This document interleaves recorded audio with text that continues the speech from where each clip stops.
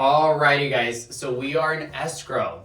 First of all, congratulations, glad that we got here. Now it's time to really get the house to the finish line, okay? So I wanna go over this. I know I left this with you guys when we first met, but it was probably overwhelming. We talked about so many different things. So I wanna tell you guys kind of the process that we have right now and that we're in right now, okay? So we are in escrow.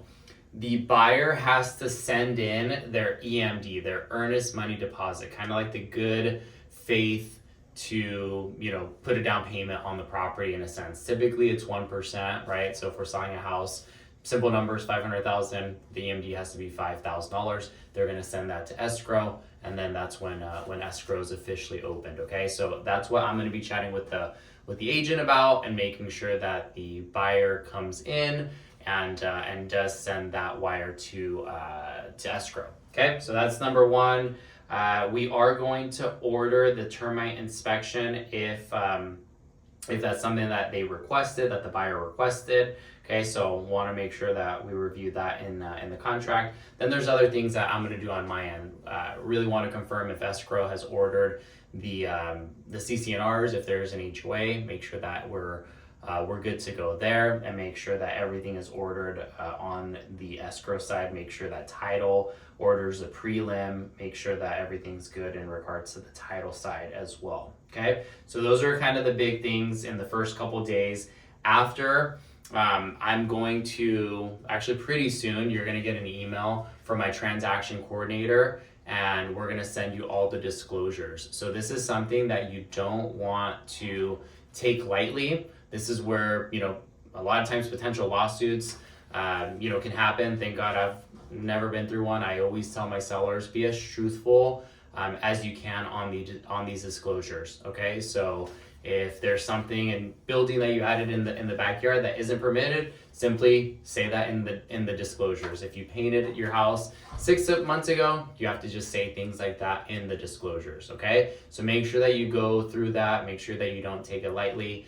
The buyer is going to review that and make sure that everything's good. If there's an insurance claim that you did a couple years ago or a year ago, disclose that. What happened? Did it get fixed? Did it get repaired? All of that. Okay, so that's one of the biggest things. The disclosures right there.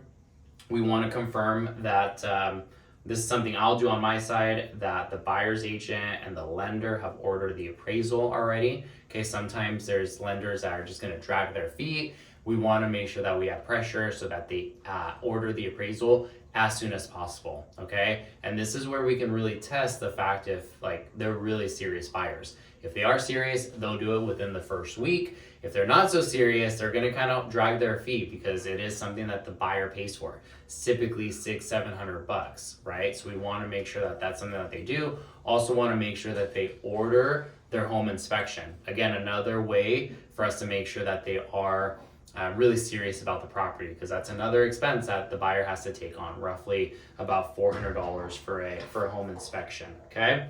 So at this point for you, it's just gonna be disclosures, right? And then a lot on my part of talking to the other agent, talking to escrow, making sure we send you all the contracts that you guys have to sign, okay? Escrow is gonna be in contact with you to see how you want your proceeds. Are you gonna want that wired? Are you gonna want a check? Those are things that you're gonna talk about with escrow. They're also gonna send you documents where you might want to give your CPA or tax preparer a heads up. Hey, I'm selling my property. I might have a couple questions because there is some tax documents where I legally can't give you really any feedback. I can give you, hey, this is typically what people do, right? And I can point you in the right direction, but I can't give any technical, legal tax advice. Okay, so I want to give you a heads up for that right there. Okay. Besides that, we're going to be talking throughout the whole process, making sure that we're on the same page. Those were some of the biggest things that I wanted to point out. When we get closer to the finish line, I'm just going to add pressure. I want to make sure that they remove all contingencies, remove a loan contingency, and remove the appraisal contingency. That way, they have no chance of backing out.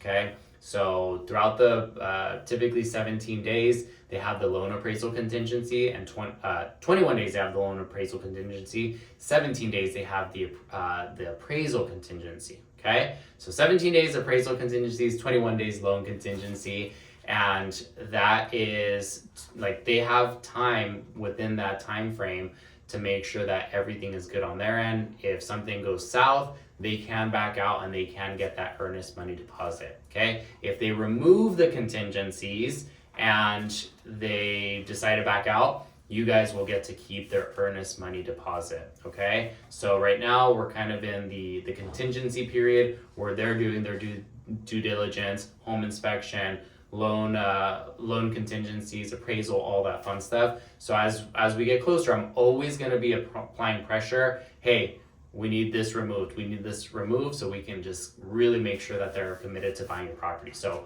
a lot of it I'm going to do on my part. I want to make this as smooth as possible for you. So make sure that any questions that you have, don't hesitate to reach out. Shoot me a text, give me a call, shoot me an email. I'm always here. All right.